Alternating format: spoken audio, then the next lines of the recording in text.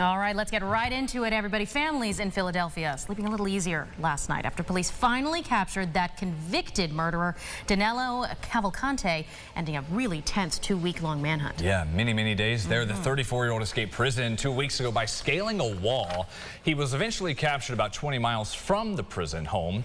Police say the final standoff was put in motion when a burglary alarm was tripped 2 nights ago in the search area. An hour after that alarm, tactical units surrounded the convict. He tried to run again, but law enforcement sent out a canine to hold him.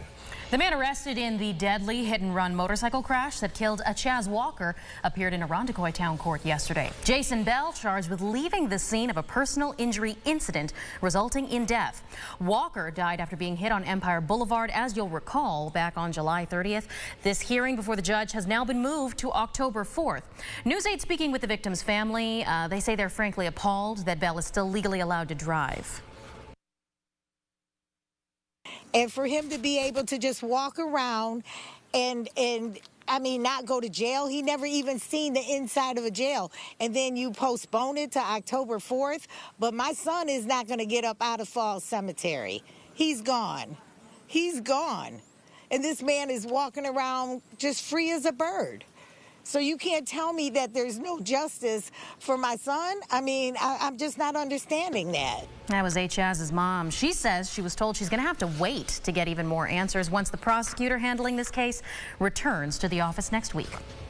And with more people ending up in the hospital across the state due to COVID, Governor Kathy Hochul has said she wants to try and stay ahead of things this year. Yeah, following approval this week of the new COVID vaccines, the boosters from the CDC, Hochul says she has a plan as they wait for the full rollout heading into the fall and winter.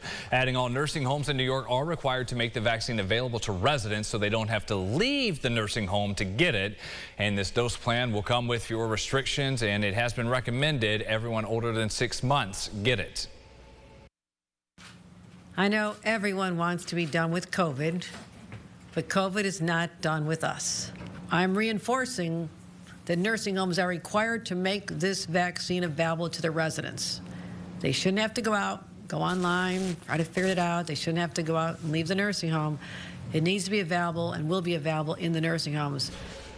Hochul adds the new vaccine for New Yorkers will be available to everyone by the end of the week. So coming up tomorrow, for more updates on where you can get it locally, the booster, check out the homepage, our coverage at rochesterfirst.com. Leaders in the Rochester City School District responding to a new reconfiguration plan. This proposal announced by Superintendent Dr. Carmine Peluso. It's going to be closing 11 schools, 5 different buildings, and then reopening 5 more. It's attempt to streamline the district, we're told. Yeah, this would kick in next year. The proposal has picked up a number of questions from faculty, students, and their families. So over the next couple of weeks, district officials say they will be visiting the campuses in question, seeking feedback from the community before the Board of Education makes the final vote next month. Mayor Malik Evans tells us the plan will help address a dire need in declining enrollment and financial status. I think the biggest thing is the financial health of the district. I think that the current model that they have is unsustainable, and they had to put forth something to help address it. I think that this is an attempt to do that, and I think that we'll learn more about the effect of it as they go through the coming weeks leading up to the vote from the school board. The head of the teachers union tells News 8 teachers' jobs aren't at risk with the schools involved. He says the union is working with the superintendent on people who will be moved, just staffing logistics going forward. 6:55 here. Look at your Thursday morning drive. Sunrise traffic update. Still watching that issue in Greece at Ladder Road, Long Pond Road. Crash reported there.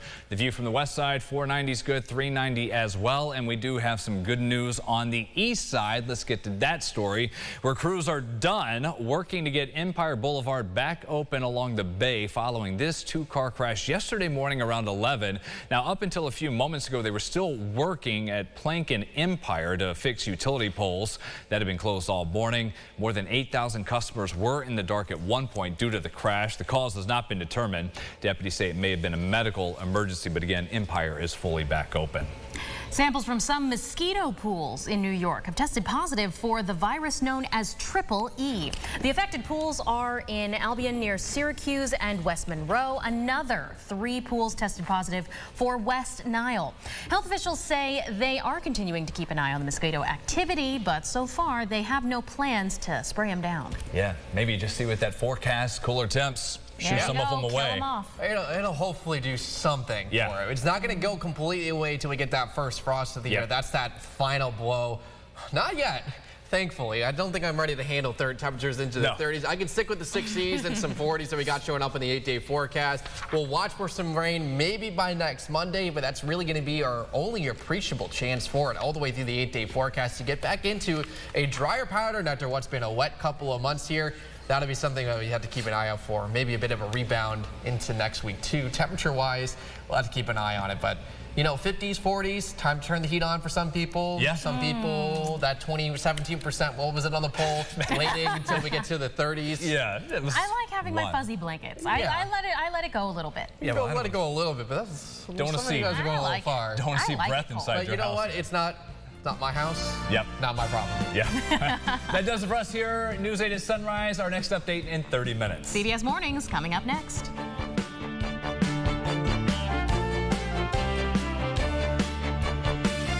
Follow News 8 wherever you are on RochesterFirst.com, Facebook, Twitter, and on our app for news and weather.